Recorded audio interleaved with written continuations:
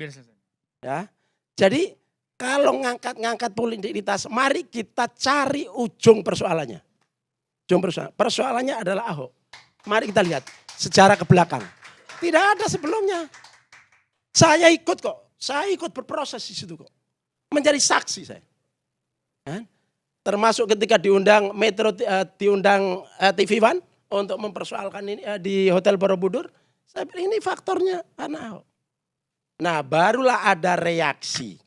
Dan harus disadari reaksi itu dari mayoritas rakyat. Di mana Indonesia itu mayoritas Muslim. Lah kemudian ada berbau-bau agama seperti itu. Itu logis. Secara filosofis masuk akal. Secara sosiologis nggak bisa dihindarkan. Ya, secara juridis boleh. Ini tidak dalam rangka menghancurkan negara Indonesia. Tidak dalam rangka justru untuk Indonesia. Jangan dilupakan sosiologis ini. Lalu kemudian direaksi dengan narasi-narasi identitas. Pukulannya kepada siapa? Kepada mayoritas. Apa enggak sakit itu? Nah oleh karena itu kalau mau ngangkat-ngangkat itu kita bisa berbantahan. Karena itu akhiri framing politik identitas seolah-olah itu negatif. Bagi kami yang Muslim mayoritas, bagi Anies secara spesifik dijuluki bapak politik identitas segala macam, ini saya kira tidak fair. Ini harus diakhiri. Ke depan kita kompetisi ide, gagasan bagaimana Indonesia ke depan. Menyelesaikan utang, bagaimana kesejahteraan rakyat, bagaimana keadilan hukum dan segala macam. Kita debat di situ. Bukan yang gimmick-gimmick seperti ini. Kemudian nge-frame orang semaunya sendiri. Itu yang kedua. Yang berikutnya ke Arab-Arapan. Apa bedanya dengan kecina-cinaan? Kita ini nggak bicara itu lagi. Arab, Cina, siapapun yang menjadi warga negara Indonesia punya hak yang sama. Punya hak yang sama. Tidak ada itu lagi. Ya, kita hanya berbeda selera, pilihan, warna, komitmen kita. Jangan diajari kami tentang nasionalisme. Kami fasih menjelaskan butir-butir tentang Pancasila itu dengan dimensi keagamaan yang sesuai dengan sosiologi dan antropologi Indonesia. Fasih. Dan itu rakyat mayoritas Indonesia. Nah oleh karena itu saya kira kita tidak debat di sini.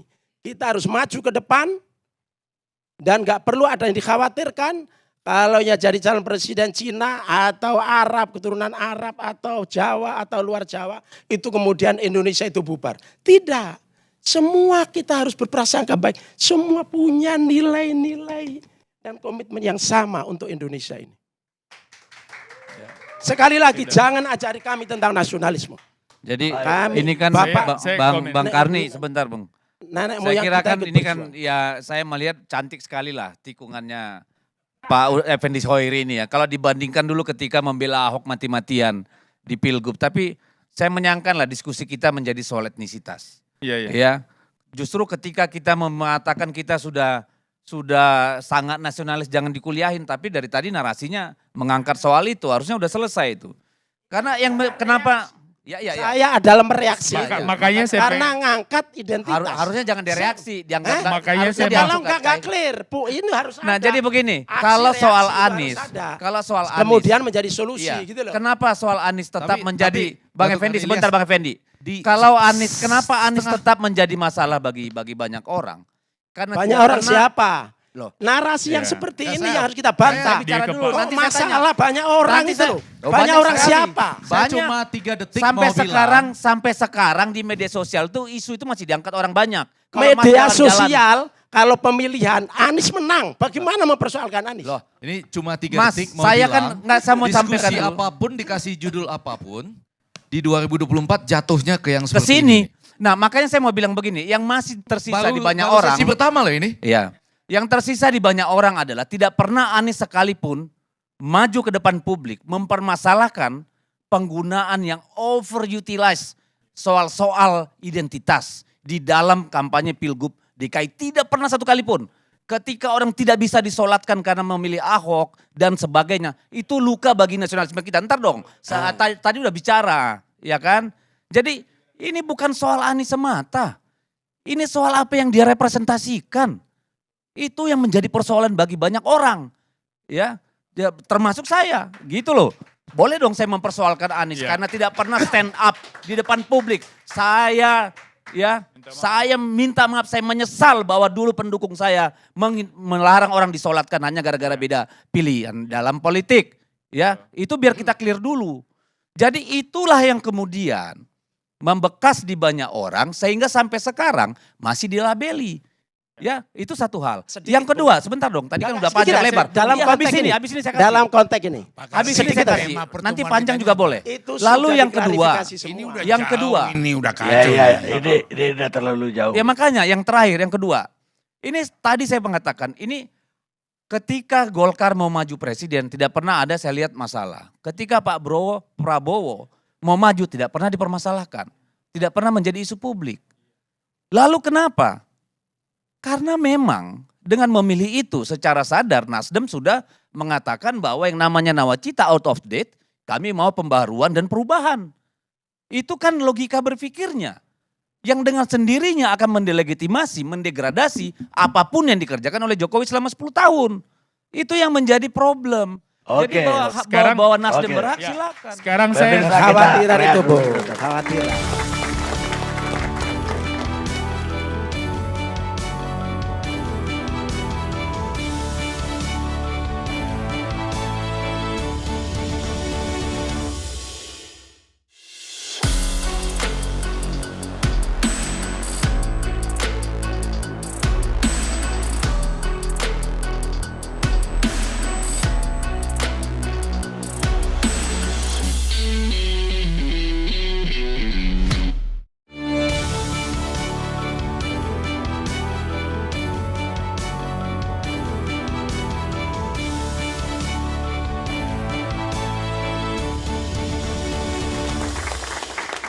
Pemirsa, kita lanjutkan diskusi kita yang babak pertama tadi terlalu panas, terlalu seru.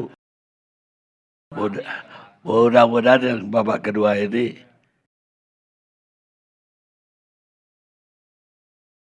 lebih damai. Pemirsa, sebuah manusia bisa menghitung berapa banyak domba ataupun kambing yang dia punya. Tapi dia tidak pernah tahu berapa banyak teman yang dia punya. Cicero, filosof Romawi. Kita lanjutkan diskusi kita. Sekarang pengamat politik Ray Rangkuti.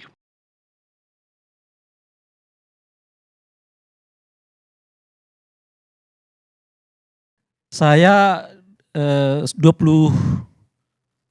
Oktober kemarin Pak Karni sudah menyatakan bahwa ada 5 indikasi hubungan Pak Jokowi dengan Nasdem itu kurang, istilah saya retak istilahnya. Bukan saja kurang harmonis tapi sudah pada taraf retak itu. Pertama jawaban Pak Jokowi kalau wartawan meminta pendapat soal deklarasi Anies sebagai calon presiden dari Nasdem, Pak Jokowi mengatakan kita sedang dalam berduka. Itu efek dari kejuruhan gitu.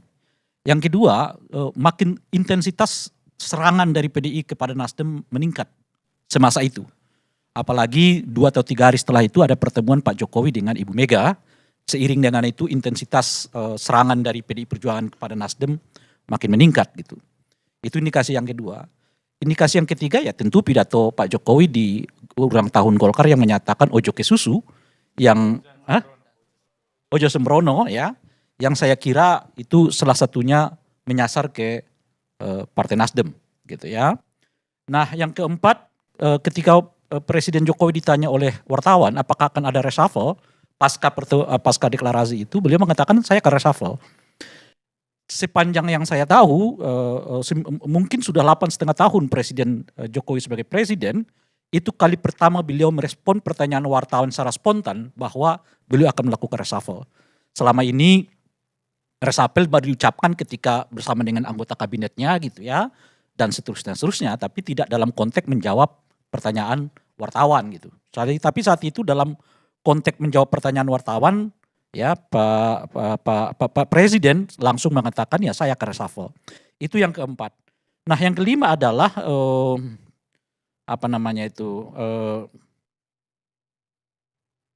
ya yang kelima adalah soal soal hari ulang tahun Nasdem gitu, yang jangankan hadir, ngirim pidato pun tidak. Itu jelas sesuatu yang janggal. Jangan dianggap itu tidak janggal gitu. Sebab jangankan sekelas Partai Nasdem yang eksis di DPR adalah partai yang 2 kali secara terus-menerus mendukung Pak Jokowi, lalu bahkan mengirim video pun tidak gitu. Sementara partai-partai yang lain yang tidak lolos parliamentary threshold, beliau hadir, bergembira. Jangankan partai yang begitu, bahkan relawan-relawannya yang ulang tahun saja, berapa kali Pak Jokowi ketemu dengan kelompok-kelompok relawan. Jadi perlakuan kepada kelompok relawan dalam konteks ini jauh lebih terlihat mulia dibandingkan dengan perlakuan Pak Jokowi terhadap Nasdem dalam konteks hari ulang tahun itu. Menurut saya, bagi saya orang Nasdem kalau tidak melihat bahwa Pak Jokowi tidak mengirim video saja pun itu masih hubungan baik-baik saja, menurut saya mereka sedang menghibur diri saja, kira-kira gitu ya. Soal situasi ini yang sebetulnya nggak bisa dihibur. Saya tidak terlalu yakin ini nggak bisa dihibur, dan oleh karena itu saya mengatakan langkah berikut dari tindakan Pak Jokowi ini adalah melakukan reshuffle yang besar dugaan saya akan dilakukan setidaknya pada bulan Februari 2023 yang akan datang. Mengapa 2023 yang Februari? Gitu, karena jelas di bulan ini tidak mungkin. Desember kita menghadapi tahun baru, Desember Januari. Ada waktu yang paling luang adalah di Februari itu. Dan biasanya Pak Jokowi juga begitu. Begitu ada ungkapan reshuffle dilakukan oleh beliau, dia mengelurnya 2 bulan, 3 bulan setelah itu baru dilakukan reshuffle. Bahkan reshuffle yang ketiga seingat saya di era kedua Pak Jokowi ini dilakukan hampir setengah tahun setelah beliau mengungkapkan akan ada reshuffle baru dilakukan gitu. Nah oleh karena itu dugaan saya Februari 2023 ataupun setidaknya Maret 2023 mungkin akan dilakukan reshuffle, dan besar dugaan saya 2 dari 3 anggota kabinet Nasdem itu akan dikeluarkan gitu. 1 akan dipertahankan yaitu Ibu Siti Nurbaya. Mengapa Ibu Siti Nurbaya dipertahankan? Karena setidaknya menurut saya 2 alasan. Alasan tentu saja profesional, 2 di antara menteri yang menurut saya dari Nasdem ini tidak bisa diragukan kinerja Ibu Siti Nurbaya cukup mendapat apresiasi baik di dalam negeri maupun di luar negeri. Nah yang kedua ini seperti lepas kepalanya tapi pegang ekornya. Jadi sekalipun Pak Jokowi mengeluarkan 2 anggota kabinet tapi tetap harus ada 1 di situ dalam kerangka terus mengontrol Nasdem tidak terlalu jauh melangkah pergi gitu ya. Saya kira situasi yang sama juga terjadi di Nasdem, minus mungkin Gus Coy, ya kan, setidaknya di malam hari ini ya kan. Kalau kita baca beberapa pernyataan dari orang-orang Nasdem, jelas-jelas mereka sudah mengatakan agak berbeda sebetulnya dengan Presiden Pak Jokowi. Bahkan salah satu yang kemudian ditegur ya karena pernyataan itu mengatakan Nasdem itu adalah, Anies itu adalah antitesa dari Pak Jokowi.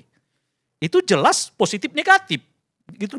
Dan saya kira nggak bisa tidak, Nasdem ada pada posisi itu. Pada posisi di mana nanti Nasdem akan memposisikan Anies sebagai oposisi, ya, calon yang berbeda dari Pak Jokowi. Mau tidak mau. Sebab kalau mereka tetap memperlihatkan citra Anies adalah kelanjutan Pak Jokowi, misalnya begitu, atau bagian dari Pak Jokowi, ya Aniesnya nggak laku. Orang mungkin milih calon yang lain yang bisa diasosiasikan kepada Pak Jokowi yang lebih dekat baik secara politik, kultural, maupun macam-macam dan seterusnya gitu ya. Oleh karena itu satu-satunya alat mendongkrak, salah satu menurut saya alat mendongkrak elektabilitas Anies itu mau tidak mau adalah mencitrakan Anies berbeda dengan Pak Jokowi. Sebab kalau beliau sama, terus apa hebatnya Anies dibanding Pak Jokowi? Kan itu pertanyaannya. Dan oleh karena itu mau tidak mau bedakan ini, dan seiring dengan makin ketatnya persaingan, saya kira Nasdem akan masuk ke sana. Akan masuk ke isu itu untuk mencitrakan Anies adalah orang yang berbeda dengan Pak Jokowi. Dimulai dengan salah satunya pernyataan Gus Coy itu tadi. Bahwa misalnya yang melakukan politik identitas di DKI Jakarta itu adalah Ahok. Ahok melihatnya, orang melihat Ahok dan Jokowi adalah satu garis. Nah itu pernyataan dari Gus Coy itu juga menandaskan bahwa memang Anies berbeda dengan Jokowi gitu. Meskipun ya secara lisan seperti sekarang seperti diplomasi, Gus Coy mengatakan nggak ada perbedaan. Saya kira Gus Coy juga mengatakan nggak ada perbedaan itu karena Pak Surya Paloh mencoba meredakan situasi ini. Kalau sekiranya Pak Surya Paloh mencoba membuka keran sedikit saja, saya kira juga Gus Coy akan berbeda pernyataannya, tidak seperti malam ini kita kira-kira ya. Saya kira iya gitu. Cuma karena pasca Pak Jokowi kelihatan ya terakhir itu tidak memeluk Pak SP ya di dalam satu acara itu gitu. Dan Pak bukan dari apa namanya yang lain kan dipeluk-peluknya. Karena dan setelah itu Nasdem mencoba menekannya, menurunkan tensinya macam-macam, termasuk mengeluarkan pernyataan bahwa Anies itu juga akan melanjutkan pembangunan Pak Jokowi macam-macam. Nah, saya kira kalau tidak ada narasi yang tiba-tiba besar dikeluarkan oleh Pak SP, saya kira Gus Coy juga akan beda pendapat malam ini. Dia akan mempertegas identitas yang berbeda antara Anies dengan Pak Jokowi itu gitu. Cuma karena nuansanya kayaknya terlalu terburu-buru lah kalau kita keluar dari apa namanya dari kabinet gitu ya, maka redam dulu, tahan dulu. Dan oleh karena itu menurut saya Pak Karni pilihan Nasdem itu cuma dua. Ujung-ujungnya ya, apa pilihan itu? Mundur atau dimundurkan? Gitu. Nah, tinggal soal waktu. Tapi kalau soal mundur itu dugaan saya udah di angka 80%. Soal berpisah itu bukan mundur ya. Soal berpisah itu dugaan saya udah di angka 80%. Ini soal strateginya apa? Kita yang mundur atau kita yang dimundurkan. Sebab dua-duanya nggak untung. Kalau sama-sama tetap dalam satu perahu. Nasdem tidak untung, Pak Jokowi tidak untung.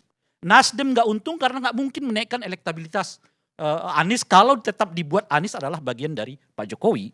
Satu-satunya yang salah satu cara menaikkan Pak Anies itu adalah berbeda yang dimulai dengan narasi bahwa itu tadi Pilkada DKI Jakarta itu dimulai oleh Ahok bukan Anies. Ahok adalah Jokowi kira-kira begitu ya. Dan oleh karena itu harus dibuat jalan pemisah yang sangat tegas di antara mereka. Dan terakhir saya sih mau sedikit klarifikasi meskipun saya nggak masuk pada isu itu karena itu bukan isu kita adalah soal saya melihat apa yang dilakukan oleh Ahok pada peristiwa itu bukan sesuatu yang salah. Baik konten maupun peristiwanya. Karena Ahok juga seperti yang dilakukan oleh Gus Coy itu merespon sebetulnya apa yang menjadi serangan terhadap dirinya sebelum beliau mengatakan pidato itu di Pulau Seribu.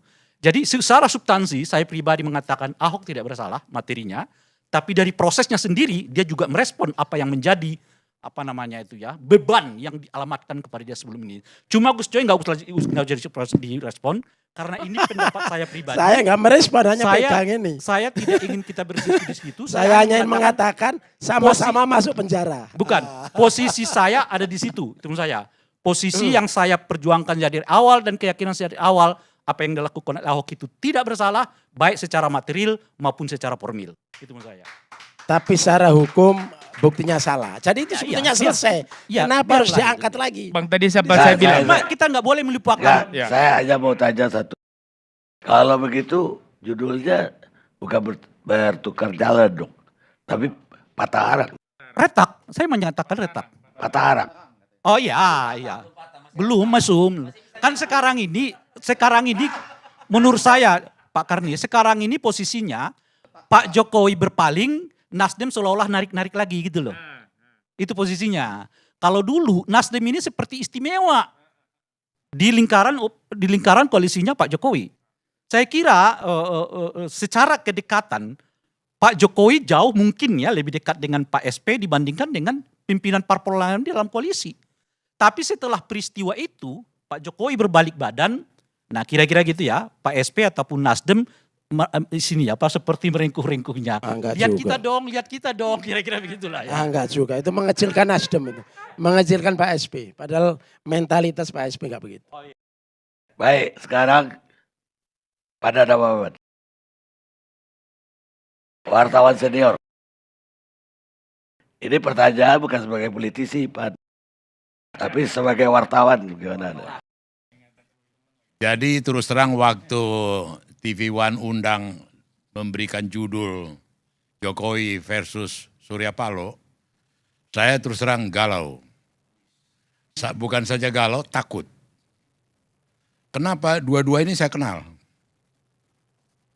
Dalam track record hidup mereka, mereka punya bakat untuk membalas.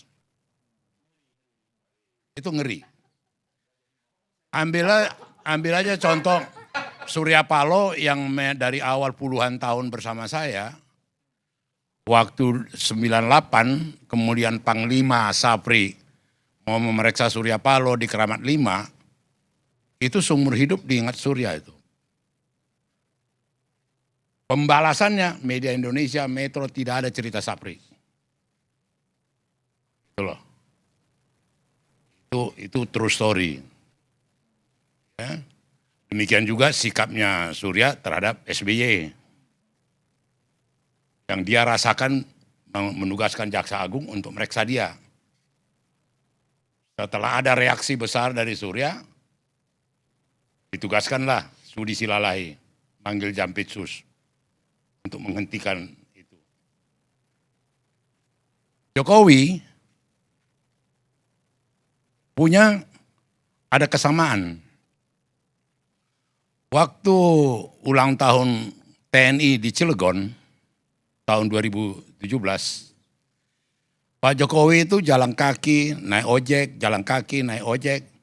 Istrinya tiba, naik ojek, jalan kaki, naik ojek, tiba setelah acara selesai. Gatot yang menyambut bersama Tito waktu itu, menyambut kedatangan Presiden, mohon maaf Bapak Presiden, rakyat begitu mencintai TNI, membludak semua, tidak bisa terbendung. Ya, kata. Diam-diam, Jokowi tugaskan Pratikno. Telepon Kapolda Banten. Waktu itu Kapolda Banten Sigit yang Kapolri sekarang. Kami tidak dilibatkan Pak, kata. Ditelepon Korlantas sama Pramono Anum, kami tidak dilibatkan. Oh, begitu cara kau mengapakan saya. 1 bulan, 2 bulan kemudian di pestanya anaknya Jokowi dan kemudian si Bobby itu, Rizal Ramli di samping saya. Pan, udah tahu Soeharto Raja Jawa yang sadis. Ini lebih sadis lagi gitu. Kau ngomong apa Rizal? Kau lihat dulu di mana Gatot katanya. Panglima. Panglima Gatot itu duduk biasa-biasa di dekat anggota-anggota DPR, staf kedutaan. Pakai jas. Koleganya yang namanya Tito, yang namanya Ria Mizat, Luhut, Pratikno itu pakai mawar merah, panitia. Mau nyalam karpet merah itu tidak bisa dilewati Gatot. Dia berbaur menyalam. Waktu pulang mobilnya tidak bisa masuk. Bus. Istrinya duduk di kursi plastik. Aku bilang Airlangga, itu istri Panglima loh. Nunggu mobil, bus. Kami sama-sama naik bus. Terus aku bilang ke Rizal, game ini aku bilang. Benar, 5 bulan sebelum waktunya dicopot dia Gatot. Dan jagonya Jokowi, dia pasang Muldoko. Tiba-tiba Muldoko dibikin berperan di pesta perkawinan itu. Itu style daripada Jokowi. Dia punya apa? Belum lagi waktu Prabowo 2014. Prabowo itu dalam satu acara makan di hotel restoran Jepang di Grand Hyatt, Prabowo ngomong ke Luhut. Waktu itu yang makan Luhut, Hasim, Hotma Panjaitan, teman. Dia bilang, "Bang, ngapain abang bantu itu tukang andong itu? Gak mungkin menang itu, belum diumumkan waktu itu." Datang Luhut, "Kau jangan sembarang ngomong, lebih jago itu dari kau," kata. "Aduh, tukang andong. Bagaimana bisa jadi presiden tukang andong," kata Prabowo. Oke, apa yang terjadi? Aku tanya ke Jokowi, "Mas sudah dengar cerita Prabowo sama Luhut?" "Oh sudah. Andongnya saya sudah suruh kirim." "Andong yang mana?" "Yang untuk kirap budaya." Di luar daripada pikiran saya. SBY sudah bikin skenario, habis dari MPR, bisa sambut di istana. Butuh waktu 1 jam. Apa yang terjadi? Jokowi berhenti di Bundaran HI, naik andong dia 3,5 jam keliling-keliling di Monas. Tidak ada urusan acaranya SBY. Hanya menunjukkan Prabowo kalau lihat televisi, dia lihat tukang andong. Enggak, ini aku apakan ini stylenya. Ini aku kasih tahu stylenya. Jadi bagaimana penjelasannya Bang bahwa Prabowo sekarang masuk dalam anggota kabinet? Kalau saya lihat terus terang aja, itu bagaimana kalau untuk kepentingan waktu itu, terus terang aku sendiri bilang ke Presiden Jokowi, blessing in disguise. Waktu itu kita tidak menduga pandemi. Gitu. Bayangkan kalau masuk ke pandemi masih ada kadrun cebong dan segala macam. Bagaimana rapuhnya bangsa ini. Gitu loh. Jadi saya dikit-dikit kecil-kecilan ikut terlibat juga lah dalam proses itu. Ya toh. Dan itu terus terang aja peristiwa politik yang buat saya betul-betul dalam tanda kutip bahwa dia bisa menaklukkan musuh-musuh politiknya tanpa punya tukang pukul. Jadi kalau Soeharto punya Beni Murdani, Sudomo, Yoga Sugama, sekarang Jokowi enggak. Dapat ditaklukkannya itu semua lawan-lawannya itu. Hampir semua sekarang kandidat yang menteri dan segala macam akan ngomong. Tergantung presiden. Presiden boleh enggak? Tergantung presiden. Bahkan banyak partai. Sama dengan Haritanu. 2014 Haritanu bilang, ngapain aku bantu dia? Dia bilang ke saya, kenapa enggak cengli? Aku enggak dapat cuan. Peristiwa 2019, putrinya masuk. Iya, wakil menteri. Nah dia kasih kata sambutan. Walahin dong Jokowi ngomong. Sama dengan di Golkar. Seenak jidat dia bicara. Kenapa? Gua kasih 2 Menko. Selama ini agak abu-abu nih. Mana berdiri dulu? Yang apa? Mana Luhut? Yang biasa pakai batik? Berdiri dulu. Hanya kasih tahu, kalian 2 Menko. Jadi ini kalau saya lihat ini permainan ini cukup inilah. Ya, dan kemudian juga saya pikir juga saya moga-moga tidak terjadi makin tajam atau makin renggang, makin apa konflik ini. Karena bagaimanapun harus diakui 2-3 kali. Bang Panda, kalau boleh saya tanya begini.